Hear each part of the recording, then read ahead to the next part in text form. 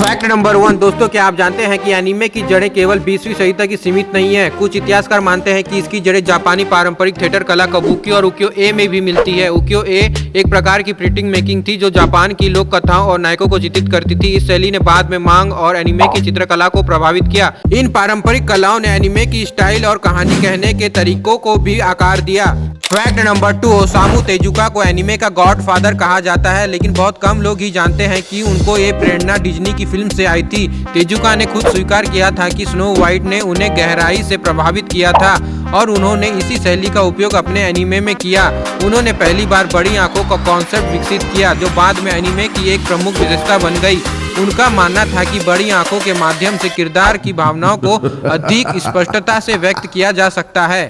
Fact number 3 दोस्तों, क्या आप जानते हैं कि एनीमे की लोकप्रियता के साथ साथ इसके प्रति आलोचनाएं और विवाद भी बढ़े हैं। जी हाँ दोस्तों, ये सच है। कुछ एनीमे सीरीज पर उनकी हिंसात्मक सामग्री या सामाजिक मुद्दों की वजह से विवाद उत्पन्न हुए हैं। उदाहरण के लिए एवांजेलियन और अटैक ऑन टाइटन जैसी सीरीज ने अपनी जटिल कहानियों और गहरे अर्थों के कारण बहस को जन्म दिया है।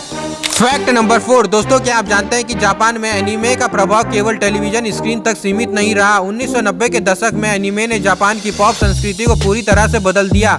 इडोल एनिमेशन जैसी लव लाइफ और आइडल मास्टर ने जापान की युवा पीढ़ी पर गहरा प्रभाव डाला, जहां संगीत, फैशन और दैनिक जीवन शैली में एनीमे का अवसर स्पष्ट रूप से देखा जा सकता था। दोस्तों, अगर आप यहां तक पहुंच गए हो तो कमेंट में एनीमे लवर जरूर लिखना। मैं भी तो देखूं हमारी इंडिया में कितने एनीमे लवर हैं। तो दोस्तों, फैक्ट नंबर 5 2000 के दशक में एनीमे इंडस्ट्री में पारंपरिक एनिमेशन और डिजिटल एनिमेशन के बीच संघर्ष देखा गया। डिजिटल एनिमेशन ने जहां उत्पादन प्रक्रिया को तेज किया, वहीं पारंपरिक एनिमेशन के प्रशंसक इसे अधिक प्रामाणिक और कलात्मक मानते थे।